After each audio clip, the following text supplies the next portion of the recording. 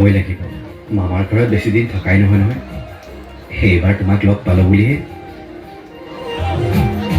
চোৱাচোন, এইকেইদিনতে কেনেকৈ আমি ইজনে সিজনৰ আপোন হৈ পৰিলোঁ। পিছে মই যোৱাৰ পাছত তুমি মোক পাহৰি নোযোৱাতো? কি ঠিক, যদি তুমি বেছি দিনলৈ নাহা পাহৰিব পাৰোঁ। এইবাৰ মানে সেইটোৱে হ'লগৈ।